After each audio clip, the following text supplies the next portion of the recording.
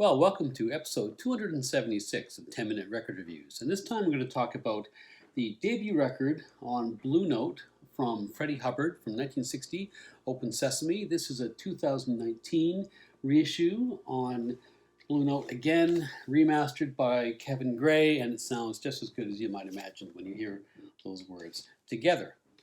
Freddie Hubbard was one of the great hard bop horn players of the 1960s, and then in the 1970s went on to make a great contribution to jazz funk.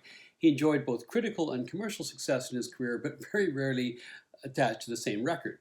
He was the master of many styles, from bebop all the way through to jazz funk, and perhaps the best example of this is that despite the fact that he's nothing like an avant-garde or free jazz exponent, far from it, he's the only player to appear both on John Coltrane's Ascension and on Ornette Coleman's Free Jazz, and he also appears for the trifecta on Out to Lunch by Eric Dolphy. So three remarkable avant-garde recordings, and he's on all of them, but not really an avant-garde player. He had an incredibly crisp tone on his horn, particularly in his early years, which helped him stand out from the crowd. He was a key part of the hard bop mainstream in the early 1960s.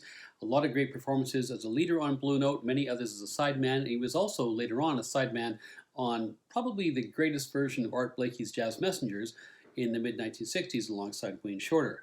In the early 1970s, he's one of many jazz players to move towards a more accessible, funkier sound. He eventually moved back to more straight-ahead jazz in the 1980s, but an injury to his lip in 1992 basically put paid to a career with many brilliant highlights, one of which is his debut as a leader. Freddie Hubbard was born in April 1938 in Indianapolis as the youngest of 6 children. He starts playing trumpet in high school along with a whole bunch of other instruments, including the piano and a raft of brass instruments. According to his own account, the trumpet was always the main event for him, but he only really decides to get serious around age 16 when, as he puts it, I figured out this is how I was going to enjoy myself in life. In addition to playing at school, Hubbard also had formal musical training at the Jordan Conservatory of Music in Indianapolis, but his passion was increasingly jazz, and he had the luxury of having some real luminaries in the local Indianapolis scene with whom he could play, including the Montgomery brothers, Wes and Monk. In his later teens, he forms his own band, the Jazz Contemporaries, with the saxophone player James Spaulding, who had a long career both as a leader and as a sideman for a whole bunch of labels, and also the bassist Larry Ridley, who goes on to appear as a sideman on a number of Blue Note records in the 1960s, and eventually records as a leader on 2 records for Strata East. Much of Hubbard's early development was about copying what he heard on record. He starts off with Chet Baker, whose compositions are really quite simple, but really rely on feel. Then he moved on to Dizzy Gillespie, whose music he found pretty daunting, understandably so. He ends up finding a sound close to something he really wants when he starts to listen to Clifford Brown. And it's his ability to sound like Clifford Brown, which is essentially his ticket when he moves to New York in 1958 at the age of 20. Now, you can read that he made an instant impression in New York. Nothing could be further from the truth. Cannibal Adderley made an instant impression. It was a long process for Freddie Hubbard. He got to New York. He was terrified by it. He moved to the Bronx. He found the environment outside very threatening. He didn't leave the house for a month. When he finally gets up the courage to go to Harlem to play in a jam session, he finds there's a big queue of people ahead of him. He doesn't actually get on a stage for a couple months after that. He was also shocked, as he says in later interviews, by the state of the jazz life. People whose records he'd played over and over, whom he idolized, were broke and drug addicted and asking him for money. Things were really happening for him in Manhattan. It was all a bit of a rude awakening, but he did make a few key associations, including with the saxophonist Jay Cameron. He eventually moves over to Brooklyn, starts his own group to pay the bills, and he bumps into Quincy Jones, who gets him involved, making a bit of extra money, doing commercial jingles and some studio work. Through Jones and through Jay Cameron, he starts to attract some more attention from the bigger names in Manhattan who were now coming out to see him in Brooklyn. He was playing regularly at this club called Turbo Village in Bedford-Stuyvesant, and those included the critic Ira Gittler, who began to spread the word, people like Philly Joe Jones, J.J. Johnson, Sonny Rollins, with whom he ended up touring the West Coast for a couple of months, and Eric Dolphy, with whom he ended up sharing an apartment. His first recorded appearance occurs in later 1958 when he shows up on a record by his old friends from Indianapolis, the Montgomery brothers, called The Montgomery Brothers and 5 Others. The liner notes in the back of that record don't say too much about Hubbard, but they do include a great quote from Wes Montgomery, who says that Hubbard is 19 years old and has never been too far from Indianapolis. Hubbard also appears on John Coltrane's very last recording session for Prestige Records on the 26th of January 1958, which ends up getting released on The Believer. So while his impact was not quite instant, he was doing pretty well at this stage, at making his name known in an environment where there were a whole bunch of new trumpeters who had arrived in town. That list, of course, includes Lee Morgan and Booker Little, who soon became his friends. There was a lot of friendly competition there, as there was with people like Donald Byrd and Kenny Dorham, and so Hubbard's own technical abilities began to accelerate rapidly, probably due to this great competitive environment he was functioning in. The one trumpeter in town who really stands apart from all this is, of course, Miles Davis.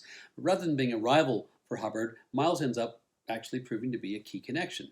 One night in early 1960, Freddie is at Birdland playing with John Coltrane, probably at one of those Monday night jam sessions because they weren't otherwise playing regularly together at the time. Miles Davis happens to be in the audience. So Hubbard, at the time, when he notices Miles, is actually playing a Miles tune and he's copying Miles' solo note for note. When he notices the great man sitting there, he quickly decides to switch things up to play something more interesting. Apparently he gets Miles' attention. Miles comes up to him afterwards and says, "I want to have a conversation with you."